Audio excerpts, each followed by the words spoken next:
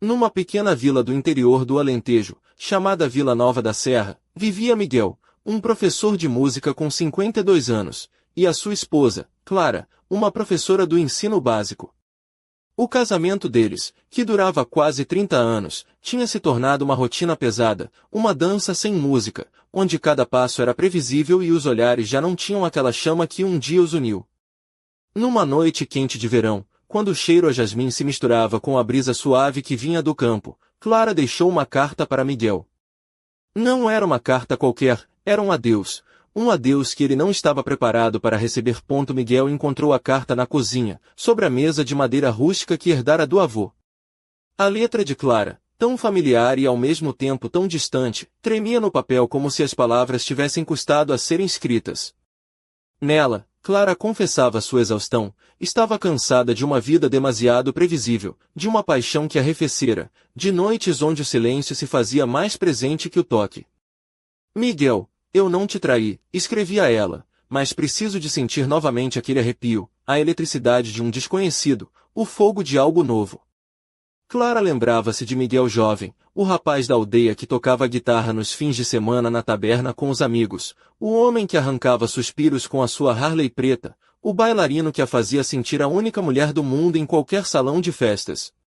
Mas o tempo tinha transformado tudo isso. A Harley estava encostada na garagem, coberta de pó e velhas revistas de motos, o palco tinha sido trocado por treinos de futebol do filho mais velho, e Miguel tinha se tornado um homem prático, com uma carrinha de 7 lugares e um penteado mais sóbrio.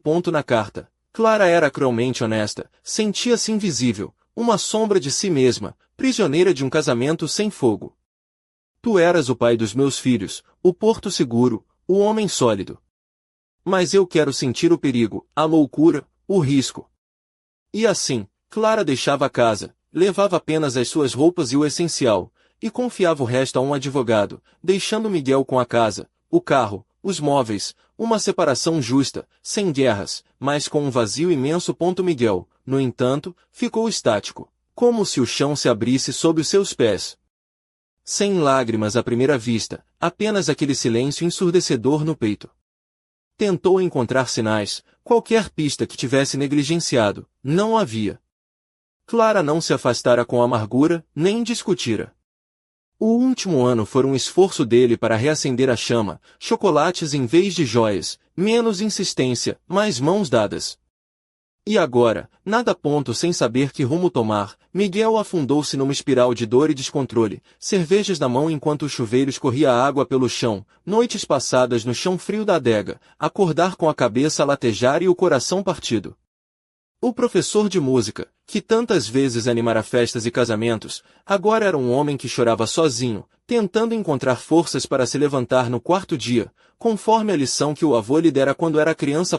Mais, como se o destino gostasse de pregar partidas. O reencontro com o passado veio quando menos esperava. Dani, o melhor amigo desde os tempos da escola primária, voltou a bater-lhe a porta. A banda antiga, que há muito estava parada, renascia das cinzas. Amigos, risos, martelos, tinta fresca, e um carrossel de mulheres e festas que devolviam a Miguel um pouco daquela vida que pensava perdida. A casa, antes silenciosa, tornou-se o epicentro da música e da alegria. E assim, entre acordes, encontros e despedidas, Miguel começava a reconstruir não só a sua casa, agora transformada numa espécie de santuário moderno, com um chão novo, paredes brancas e uma oficina para as guitarras, mas também a sua identidade. As mulheres voltaram a olhar para ele, o velho espírito rebelde ressurgia, e a vida parecia, finalmente, ter reacendido a sua chama. Mais numa noite de verão, num festival na praça central de Évora, quando a música estava no auge e as luzes brilhavam como estrelas, Miguel viu Clara ao longe. Não veio sozinha, trazia com ela um jovem que parecia ter saído de um filme. A cena partiu o coração de Clara, que, ao vê-lo na companhia da vibrante e irreverente Rita, uma loira de cabelos dourados e olhar atrevido, sentiu algo dentro de si partir-se pela primeira vez em anos. Miguel, por seu lado, não conseguiu evitar o sorriso ao lado de Rita, a mulher que o fez sentir vivo naquela noite. Mas aquela imagem, a de Clara tentar alcançar o homem que amara durante décadas, anunciava que a história ainda não estava terminada. O que viria a seguir? Um reencontro inesperado, um segredo por revelar, ou talvez um novo desafio que obrigaria Miguel a escolher entre o passado e o futuro. A música continuava a tocar, e o coração de Miguel batia forte. Porque, afinal, a vida, tal como uma boa canção, nunca termina no refrão. Nas primeiras horas da manhã, a casa de Miguel em Vila Nova da Serra estava silenciosa, apenas o som distante dos pardais acordar o dia. O sol entrava pelas janelas amplas, iluminando as paredes brancas recém-pintadas e refletindo-se no chão de madeira clara. A transformação tinha sido drástica. Onde antes havia memórias pesadas, agora havia espaço para recomeços. O velho sofá de pele castanha, comprado em segunda mão, parecia convidar a novas histórias, enquanto a guitarra que repousava num suporte perto da lareira parecia pronta para ser tocada a qualquer momento. Miguel, ainda com o cabelo ligeiramente despenteado e vestindo uma camisa branca desabotoada no colarinho, calças de ganga gastas e uns tênis de lona, caminhava pela cozinha preparando um café forte. A cozinha, com azulejos coloridos que lembravam as tradicionais calçadas portuguesas, tinha um aroma a café acabado de moer e a pão a sair do forno. No quarto de hóspedes, que agora era também o estúdio de música, uma porta entreaberta deixava escapar uma luz suave. Clara tinha passado a noite ali, envolta num roupão de algodão cru que lhe valorizava a figura esguia, os cabelos castanhos soltos a cair-lhe sobre os ombros, a pele ainda fresca apesar das olheiras de quem dormira pouco. O seu vestido simples de algodão branco, com alças finas, deixava entrever uma sensualidade natural e discreta, aquela que nasce da confiança e do conhecimento profundo do próprio corpo. A mochila aberta no canto mostrava roupas desdobradas com cuidado, algumas peças novas, outras velhas companheiras de viagens e dias passados. Miguel deixou a chávena na mesa, aproximou-se da porta e, num gesto simples, chamou-a: Clara, queres café? Ela respondeu com um sorriso tímido, levantando-se e caminhando até a cozinha, os pés descalços quase a não fazer barulho no chão. O contato dos seus olhos foi breve, mas intenso, como se uma chama antiga se reacendesse timidamente entre eles. Enquanto tomavam o pequeno almoço, falavam pouco, as palavras mais importantes eram ditas nos silêncios e nos gestos. Clara mexia no café com uma colher, e Miguel observava o brilho do sol a incidir no seu rosto, nas linhas suaves do seu pescoço, no modo como seus dedos delicados seguravam a chávena. Era um momento carregado de uma intimidade silenciosa, uma promessa velada de que, apesar de tudo, ainda havia algo por descobrir entre eles. Mais tarde, Miguel decidiu dar uma volta pela aldeia para arejar a cabeça. Vestiu uma t-shirt azul escura, calças de ganga e um par de botas de couro gastas que tinha comprado numa feira de velharias em Évora. As ruas de Vila Nova da Serra ainda estavam desertas, o cheiro à terra molhada misturava-se com o aroma das flores silvestres que cresciam nos muros das casas caiadas. Passou pela pequena mercearia onde Dona Amália, a senhora de cabelos brancos e sorriso fácil, já arrumava as primeiras frutas no balcão. Bom dia, Miguel. A vida nova está a correr bem? Perguntou ela, piscando o olho com aquele humor típico do Alentejo. Miguel respondeu com uma gargalhada: está a correr, Dona Amália, mas ainda não consigo afinar a guitarra sem desafinar o coração. No café central da vila, onde as mesas de mármore eram ocupadas por grupos de homens a jogar sueca, Miguel encontrou-se com Dani e os restantes membros da antiga banda. A conversa era animada, cheia de planos para os próximos concertos e festas da região. Dani, um homem corpulento de barba cerrada e olhos vivos, vestia uma camisa vermelha de flanela e desrasgados, enquanto Leon, o baterista, aparecerá com um boné invertido e uma camisola preta com o logotipo de uma banda de rock dos anos 80. Miguel, estás a ver? Isto vai ser um verão para recordar, vamos pôr a vila a mexer outra vez! Exclamou Dani, dando-lhe uma palmadinha no ombro.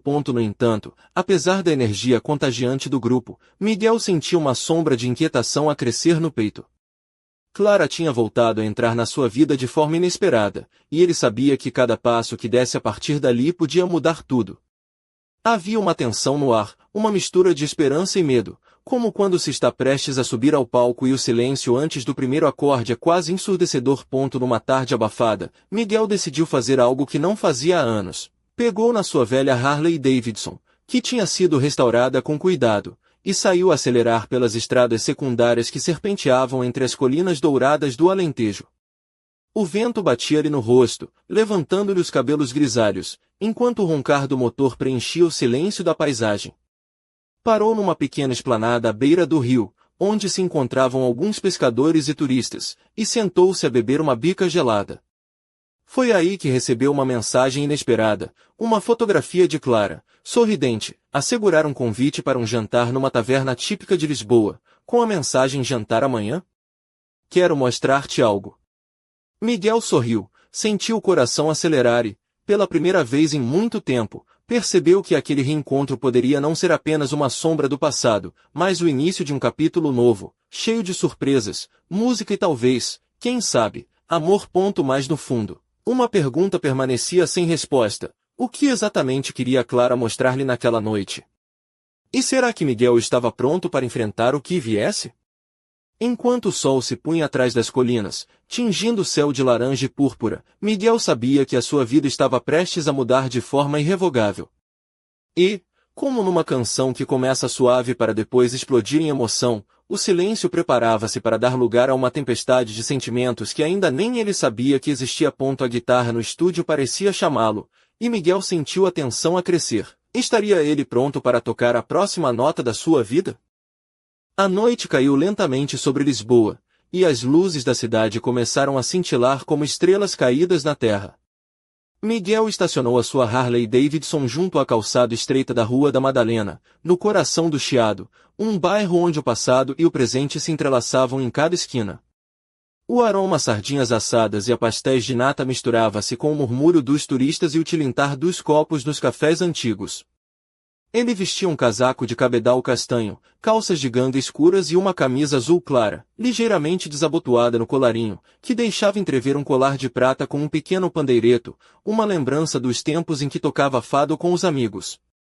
Nos pés, uns sapatos de couro gastados, mais polidos, e no pulso, uma pulseira de couro trançado que Clara lhe tinha oferecido numa ocasião especial. Clara esperava-o à entrada da taverna O Fado do bairro, um espaço pequeno e acolhedor, onde as paredes estavam decoradas com azulejos antigos e fotografias a preto e branco de fadistas lendários. Vestia um vestido vermelho escuro, justo, que lhe valorizava a silhueta esguia e os ombros delicados. O decote discreto deixava entrever um colar dourado, simples mas elegante, e os seus cabelos castanhos estavam apanhados num coque frouxo, com alguns fios soltos que lhe emolduravam o rosto. Nos pés, uns sapatos de salto médio, confortáveis mas sofisticados, que lhe davam uma postura graciosa e segura. O seu olhar, apesar de tranquilo, carregava uma intensidade que fazia Miguel sentir o coração bater mais rápido. Quando os olhos dele se encontraram, houve um momento de silêncio carregado de significado, uma pausa onde o tempo pareceu suspender-se. Clara sorriu, ligeiramente nervosa, mas determinada, e Miguel sentiu-se invadido por uma mistura de saudade e desejo. Entraram juntos na taverna, onde a música de um fadista ao vivo preenchia o ar com uma melancolia doce, tão típica da alma portuguesa. Sentaram-se numa mesa junto à janela, com vista para as ruas iluminadas, e pediram uma garrafa de vinho tinto, um alentejano encorpado, que logo coloriu os copos com um tom rubi profundo. O ambiente era íntimo, quase conspiratório, e a conversa fluiu com uma naturalidade que surpreendeu ambos. Clara falou sobre as suas viagens recentes, as exposições de arte que visitará em Lisboa e Porto, e sobre um projeto secreto que tinha guardado para aquele momento.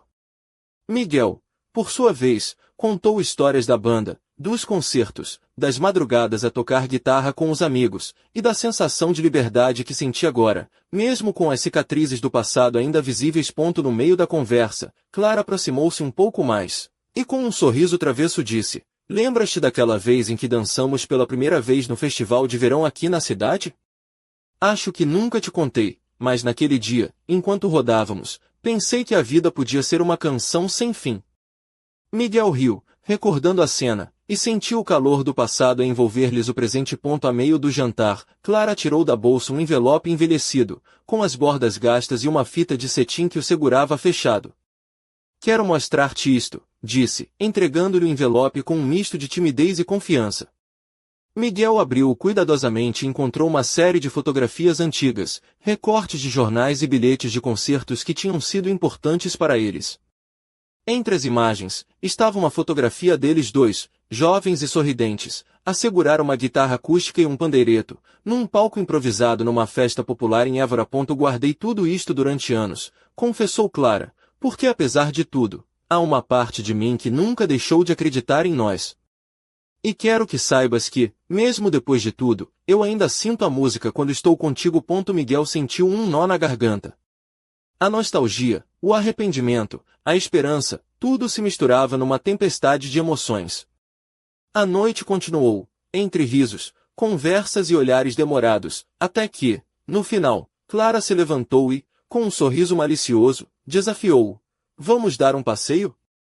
A cidade à noite tem magia, e acho que ainda não te vi andar de moto por Lisboa.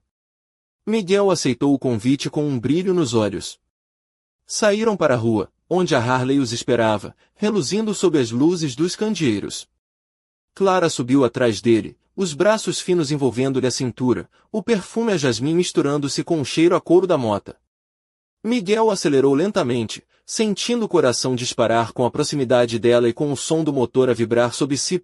Percorreram as ruas estreitas, passando pelo terreiro do Paço Iluminado, pelo cais das Colunas e pelo castelo de São Jorge que se erguia imponente contra o céu escuro.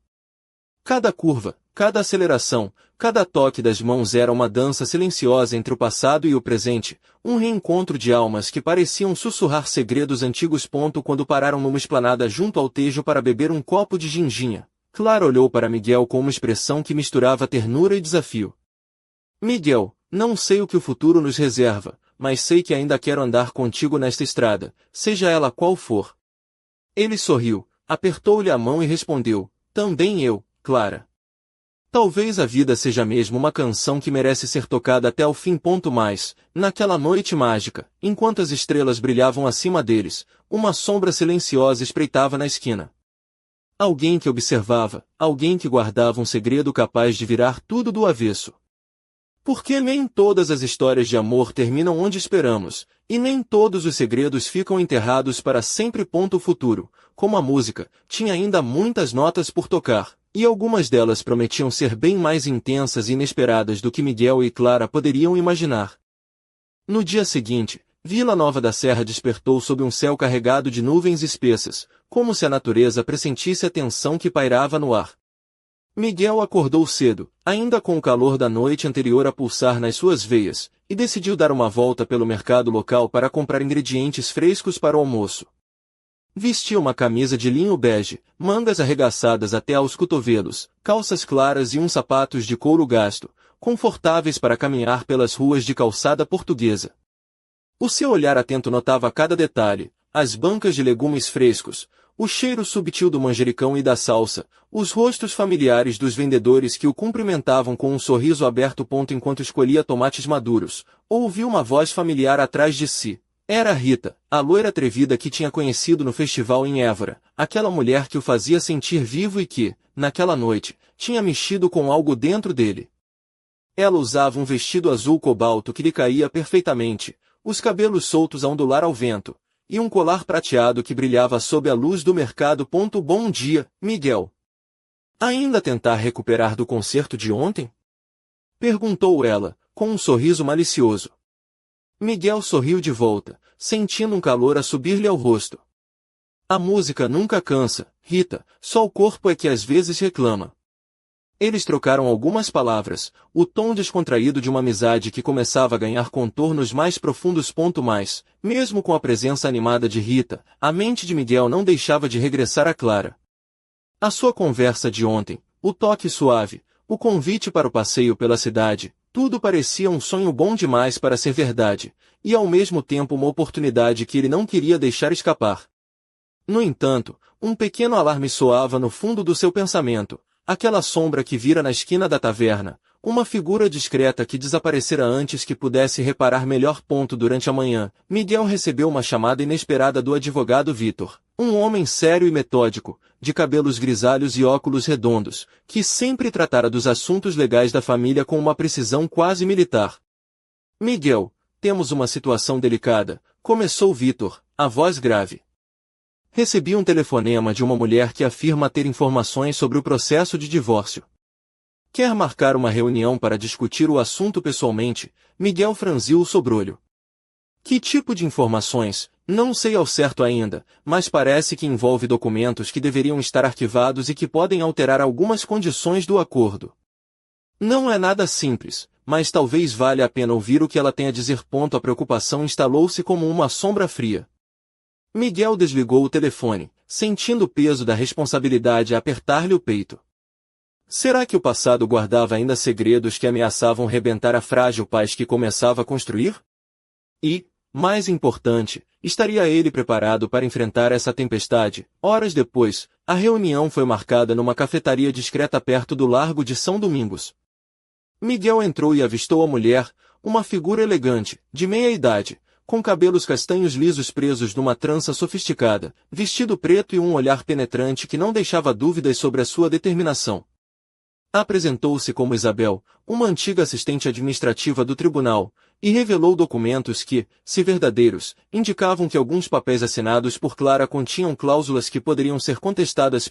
Se isto for verdade, Miguel, pode mudar o rumo do processo, explicou Isabel, enquanto deslizou os papéis sobre a mesa. Mas precisas de estar preparado para o que isso pode trazer, não só para ti, mas para toda a tua família. Miguel sentiu o coração acelerar, o suor a formar pequenas gotas na testa. Era como se o chão começasse a ceder sob os seus pés, e ele estivesse prestes a cair num abismo desconhecido. A vida que pensava estar a reconstruir, o equilíbrio recém-descoberto entre passado e presente, começava a mostrar fissuras perigosas. Ao sair da cafetaria, o céu abriu uma brecha e a chuva começou a cair em gotas grossas. Miguel puxou o casaco para se proteger, mas sentia-se exposto, vulnerável. No meio da confusão de pensamentos e emoções, uma certeza emergiu: estava no centro de um jogo maior do que ele, onde a música, o amor e a traição se entrelaçavam numa partitura complexa e imprevisível. De volta a casa, Clara aguardava-o, sentada no sofá com um livro na mão, o rosto iluminado pela luz suave da lareira.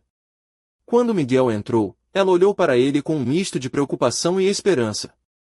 Miguel, o que se passa?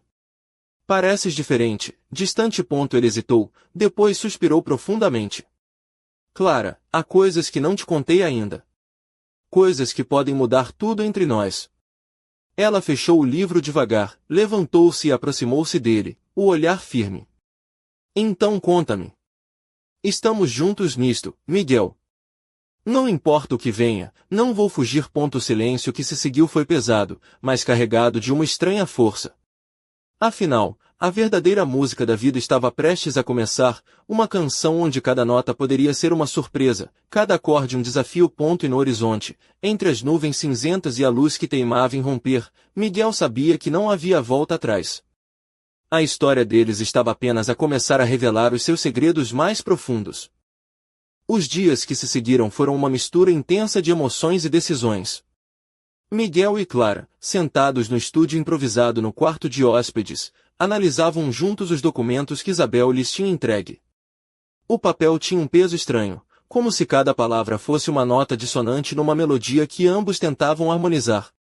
Miguel, com um rosto cansado mas determinado, vestia uma camisa branca de linho, mangas arregaçadas até aos cotovelos, enquanto Clara usava uma blusa de seda azul que lhe valorizava o pescoço elegante e uma saia lápis preta, que lhe conferia uma postura firme e decidida. Isto pode complicar tudo, disse Miguel, passando a mão pelos cabelos grisalhos, que teimavam em manter a rebeldia. Mas também pode ser a nossa oportunidade, respondeu Clara, com um brilho nos olhos que misturava esperança e coragem. Se conseguirmos provar que houve erros, talvez possamos redefinir os termos do divórcio e encontrar uma solução melhor para todos. O ambiente estava carregado de tensão, mas também de uma energia renovada, como se aquela batalha judicial fosse um palco onde, finalmente, podiam ser parceiros novamente, mesmo que não como marido e mulher.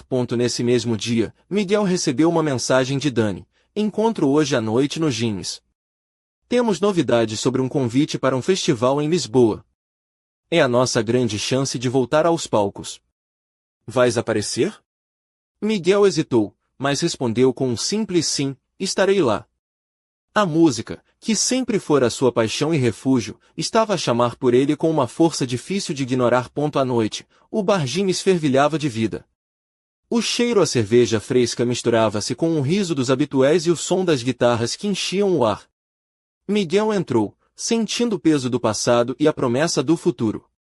Dani, Leon e os restantes membros da banda já o esperavam, com sorrisos largos e abraços calorosos. Vestiam roupas descontraídas, camisas de flanela, jeans desbotados e botas de pele, uma imagem que misturava a rebeldia da juventude com a maturidade dos anos. A noite decorreu entre ensaios, histórias e planos para os próximos concertos. Mas, no meio da festa, Miguel sentiu o olhar de Clara atravessá-lo com uma mistura de orgulho e preocupação. Ela estava sentada num canto, num vestido verde esmeralda que realçava os seus olhos castanhos profundos, o cabelo solto e ligeiramente ondulado a cair sobre os ombros. Os seus lábios curvaram-se num sorriso suave quando ele se aproximou. "Estás pronto para isto?" perguntou ela, numa voz baixa, quase um sussurro. "Nunca estive tão pronto", respondeu Miguel, segurando a mão dela por um instante que pareceu eterno. Mas, enquanto a música começava a preencher o espaço, algo inesperado aconteceu. Um homem entrou no bar, a sua presença a cortar o ruído como um acorde desafinado. Vestia um fato escuro, bem cortado, cabelo escuro penteado para trás e olhos que brilhavam com uma intensidade quase ameaçadora. Miguel reconheceu imediatamente, era Paulo, o antigo parceiro de negócios de Clara, um homem envolvido em negociações obscuras e conhecido pela sua habilidade em manipular situações a seu favor. Paulo aproximou-se lentamente, os passos firmes e calculados, e lançou um olhar direto a Miguel. "Miguel, precisamos de conversar. Há coisas que nem tu nem a Clara sabem, e que podem mudar tudo. O ambiente no bar tornou-se tenso, as conversas começaram a abrandar e os olhares a fixarem-se naquela figura imponente. Miguel sentiu o coração acelerar, a adrenalina subir, mas também uma estranha calma, como se estivesse a preparar-se para a próxima grande batalha da sua vida. Clara aproximou-se, os olhos a brilhar com uma mistura de medo e desafio. "Quem é este homem?" perguntou, a voz firme. "Alguém que pode ser a chave para resolvermos o que ainda está por resolver", respondeu Miguel, olhando para Paulo com determinação. E assim, naquela noite carregada de música, segredos e confrontos inesperados, a história de Miguel e Clara dava mais uma volta imprevisível. A melodia da vida continuava a tocar, com notas de paixão, traição, esperança e redenção. Mas, enquanto as luzes do bar se apagavam lentamente e os últimos acordes ecoavam no ar, uma pergunta pairava no silêncio: estará Miguel pronto para enfrentar o que Paulo trazia? E Clara, estará ela disposta a enfrentar os fantasmas do seu passado para construir um futuro que ainda parecia incerto? O palco estava montado, as cortinas prestes a abrir-se para o próximo ato desta história que, mais do que nunca, prometia surpreender.